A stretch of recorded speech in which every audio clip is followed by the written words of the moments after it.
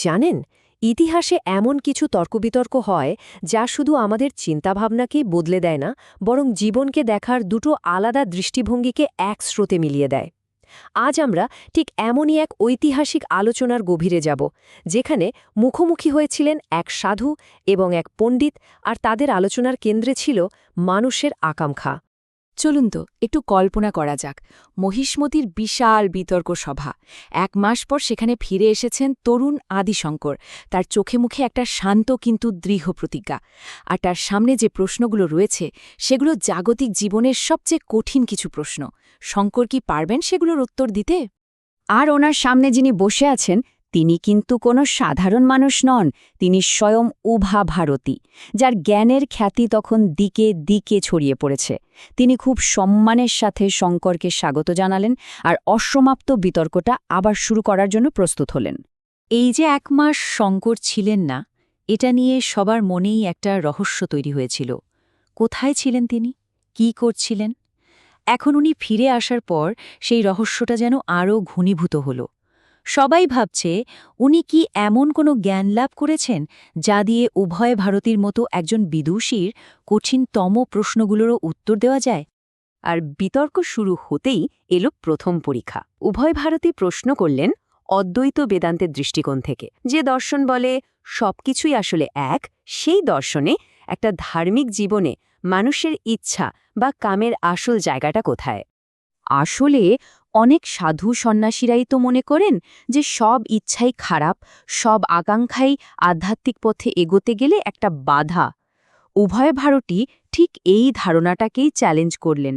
তার প্রশ্নটা ছিল খুব সহজ কিন্তু মারাত্মক গভীর। আকাঙ্ক্ষা কি সত্যিই একটা পাপ? শঙ্করের উত্তরটা ছিল অসাধারণ। উনি বললেন, দেখুন, বেদান্ত কিন্তু আকাঙ্ক্ষাকে একেবারে ফেলে দিতে বলে না, বরং জীবনের যে 4টে লক্ষ্য আছে তার মধ্যে একে একটা জায়গা দেয়। উনি বোঝালেন, যখন আমাদের আকাঙ্ক্ষা শুধু আসক্তি আর স্বার্থপরতা থেকে জন্মায় তখন সেটা আমাদের জন্য একটা বন্ধন তৈরি করে, কিন্তু ওই একই আকাঙ্ক্ষা যখন ধর্ম বা কর্তব্যের পথে চালিত হয় তখন সেটাই হয়ে ওঠে পারিবারিক জীবনের একটা পবিত্র অংশ। কি দারুণ একটা উদাহরণ দিলেন, তাই না? উনি বললেন, আকাঙ্ক্ষা হলো যজ্ঞের আগুনের মতো। যদি নিয়ন্ত্রণ না থাকে তাহলে এই আগুন সবকিছু পুড়িয়ে ছাই করে দেয়। কিন্তু পবিত্র যজ্ঞের আগুনে এই আগুনই তো অশুদ্ধিকে পুড়িয়ে সবকিছু শুদ্ধ করে তোলে। ধর্ম দিয়ে নিয়ন্ত্রিত আকাঙ্ক্ষার ঠিক তেমনি একটা পবিত্র শক্তি। শঙ্করের এই উত্তরে উভয় ভারতী বেশ সন্তুষ্ট হলেন। কিন্তু বিতর্ক তো এখনো শেষ হয়নি। এবার তিনি আরও একটা গভীর প্রশ্ন তুললেন, এমন একটা প্রশ্ন যা আজও আমাদের ভাবায়, আর সেটা হলো আধ্যাত্মিকতার পথে পুরুষ আর নারীর সমতা নিয়ে। সেই সময়ে অনেকেই ভাবত যে মেয়েরা আধ্যাত্মিক পথে একটা বাধা।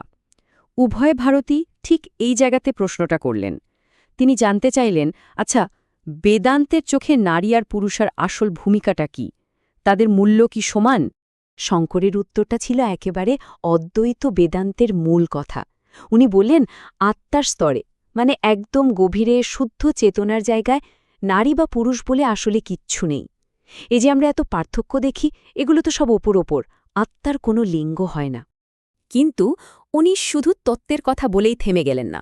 উনি বললেন, হ্যাঁ, এটা ঠিক যে আমাদের এই জগতে ব্যবহারিক জীবনে নারী পুরুষের ভূমিকা আলাদা হতে পারে, কিন্তু এই আলাদা হওয়ার মানে এই নয় যে কেউ উঁচু আর কেউ নিচু। তাদের ভূমিকা আসলে একে অপরের পরিপূরক। ঠিক যেমন একটা মন্দিরের প্রত্যেকটা অংশ মিলেমিশে একটা সুন্দর স্থাপত্য তৈরি করে, দুটোই সমান জরুরি। আর এই কথা বলার পর শঙ্কর উভয় ভারতীকে জ্ঞানের দেবী সরস্বতীর রূপ বলে সম্মান জানালেন। এবার বিতর্ক পৌঁছল তার একেবারে চূড়ান্ত পর্যায়ে। আর এবার উভয় ভারতী এমন একটা প্রশ্ন করলেন যা শুনলে মনে হবে এ তো এক অসম্ভব ধাঁধা। প্রশ্নটা ছিল অভিজ্ঞতা আর নির্লিপ্ততা নিয়ে। প্রশ্নটা ছিল সত্যিই ধারালো। জাগতিক সুখের যে প্রত্যক্ষ অভিজ্ঞতা আর একজন সন্ন্যাসীর যে বিশুদ্ধ ত্যাগ, এই দুটো জিনিস কি একই মানুষের মনে একসাথে থাকতে পারে? এর উত্তরে শঙ্কর যে উপমাটা দিলেন সেটা আজও মানুষের মনে গেঁথে আছে। উনি বললেন, একজন সত্যিকারের যোগী হলেন পদ্মফুলের মতো। পাকের মধ্যে থেকেও সে যেমন নিজেকে একেবারে নির্মল, পবিত্র রাখে, যোগীও ঠিক সেভাবেই জগতের মধ্যে থেকেও তার দ্বারা কলুষিত হন না। আর শেষ যুক্তিটা তো ছিল এক কথায় অকাট্য। উনি বললেন, আচ্ছা, যে বিজ্ঞানী তাপ নিয়ে গবেষণা করেন তিনি কি নিজে তাপ হয়ে যান? না তো। ঠিক সেভাবেই একজন জ্ঞানী ব্যক্তি জাগতিক অভিজ্ঞতা সম্পর্কে জ্ঞান অর্জন করতে পারেন, কিন্তু তাতে জড়িয়ে পড়েন না। এই উত্তরের পর আর কোনো প্রশ্ন বাকি রইল না। সবাই চুপ। উভয় ভারতী মাথা নত করে শঙ্করের এই গভীর জ্ঞানকে মেনে নিলেন, আর সেখান থেকেই লেখা হল এক নতুন ইতিহাস। এটা কিন্তু কোনো হার জিতের ব্যাপার ছিল না।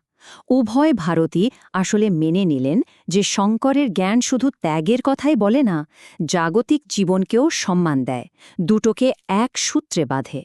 এটা ছিল প্রজ্ঞার জয়। আর এর ফল কি হল জানেন?